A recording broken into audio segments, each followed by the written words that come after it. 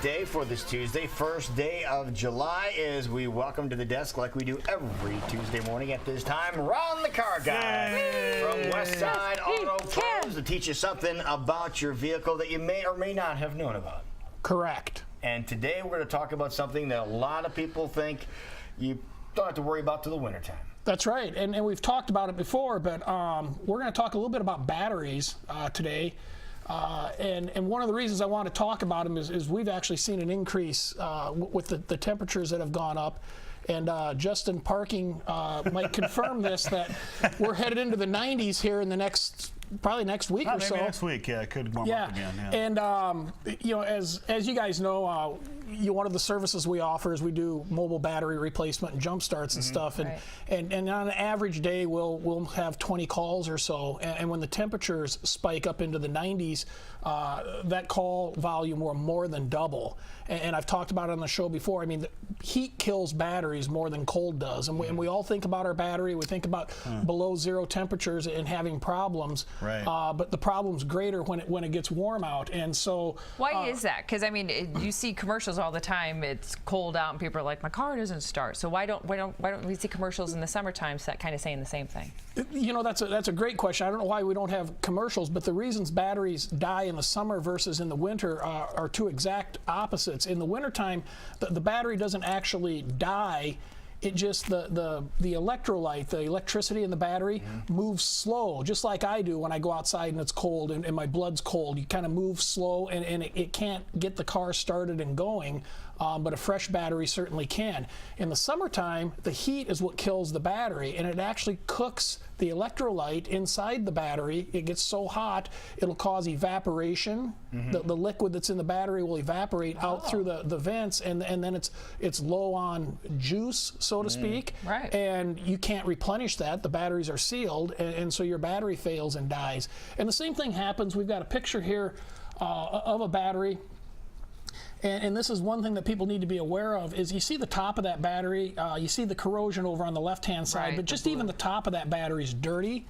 That kind of dirt and grease that builds up on the top of your battery will actually discharge that battery. It makes a connection between the two posts. It does? Yes. Yes, and it will create a very small discharge that over time will deplete your battery or cause your battery to not properly charge. Yeah, if you, and we do this, you know, in car guy school or in the shop sometimes, if you put a voltmeter like on the positive battery cable and just touched it to the plastic case of that battery, you would measure voltage, because there's a small trace amount of voltage. No way. Absolutely, absolutely. I had no idea. So you want the top of your battery to be clean, and so not hose having it off, if nothing else, wipe it off, yeah. hose it off, yeah, whatever. You know, a little bit of you know, brake clean or cleaner on a rag will do that.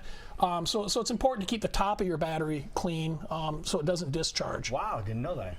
Now, we're speaking batteries. What kind of batteries are recommended for our area? Because I think more and more what AGM battery is being suggested. Yep. And what is that, first of all? What's an AGM battery as compared to what they had? The gel cells was a big thing for a while. Correct. The AGM battery is an absorbed glass mat. That's what it stands for, and it has to do with the makeup of the battery. It's been determined that it's more stable, which is important because of all the electronics that we have on vehicles. I mean, we'll have cars come in with an airbag light on or an anti-lock brake light on, and after we do our testing and stuff, we find out that it's just actually unstable voltage in the battery. The battery's getting ready to fail, and the electronics recognize it before the ability of the car to start. Including the ignition. Absolutely, absolutely.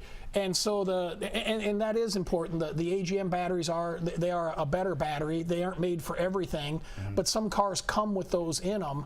Like the Corvettes have an AGM battery from the factory. It's important to put that battery back in the vehicle, as opposed to getting just a regular, flooded battery. Would it hurt to put that battery in where you have maybe a regular battery, a regular cell, or a gel cell? No, it won't. You can backfit that battery to other vehicles, but you don't want to go backwards. Exactly. They're exact same size. Exactly. Yeah, you'll have like a 75 series AGM and a 75 series gel and a 70. So they're all the same. Okay. It's just what's made up inside. Got it. Like in the race truck, you guys probably run a gel type battery, and you just switched to the AGM. Oh, that was a secret, but anyway. Oh, okay. Oops, I'm sorry. Yeah, you guys run a flooded cell battery. You gotta fill water You get it from every day. you get it from Walmart, right? Exactly. Yeah. Okay. All right. There's duct tape on the vents. I get it. No, but seriously, no, you have to worry about things like that when it comes to the ignition. So if your car's not running right, absolutely, that might be the cause. Absolutely, unstable voltage. And the other thing to keep in mind too on batteries is the average life of a battery in Des Moines, Iowa,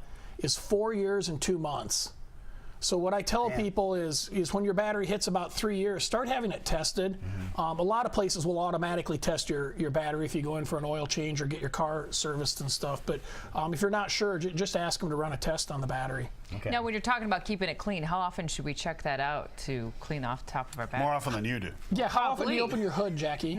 Well, maybe once a year. But is that one time a year? Should I be like, oh, I need to clean it off? And if I do I just wipe it off, or is there something special I'm supposed to do? Just wipe it off. You're gonna see usually that buildup on top of the battery happens as the battery ages because there's vents to let some of the gases out of there from the movement of the electrolyte and stuff in there, and the gases that it vents will collect and stick to the top of the battery, which then causes everything else to stick to it and creates the problem that I was describing. Okay. And so, annually would probably be good.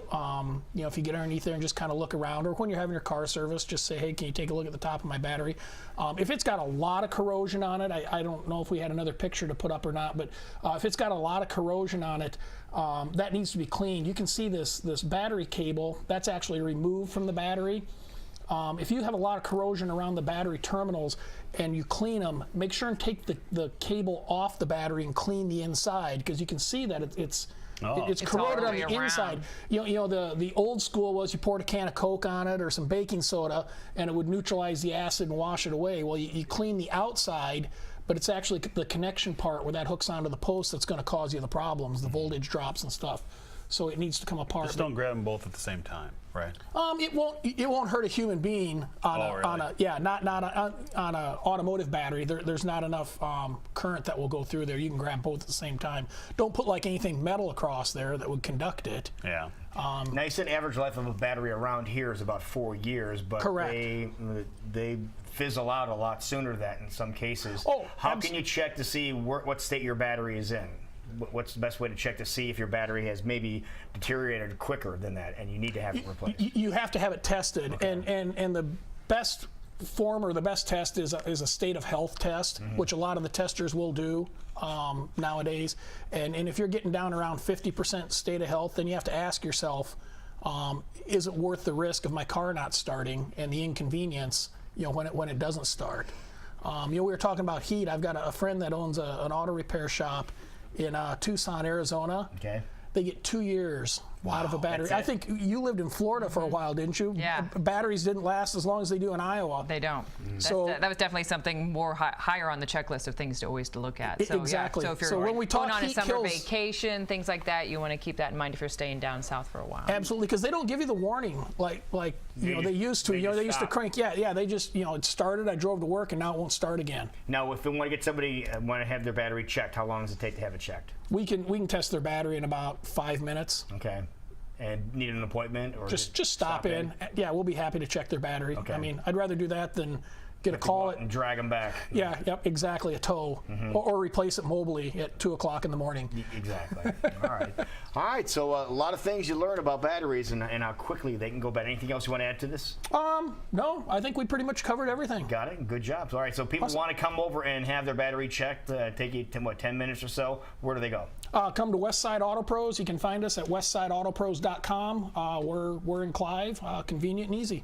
Are you going to come see us tomorrow night and give away some chairs? At Zubru. Everybody should go to Zubru. That's a great time. Yeah, you guys weren't there last week. Jason held it down pretty good. I did okay. You did okay? Yeah. Well, you going to be our Vanna? I'll be Vanna. Okay, so you're passing out the prizes. That's right. Okay. Yep. That's Ron the Car Guy's job. He's Vanna White tomorrow night at Zubru. I won't wear a dress, though. So much for that. I forget. I forget. Did last time. Anyway, 6 minutes before 7 o'clock. We'll be right back. Totally Serious News is next.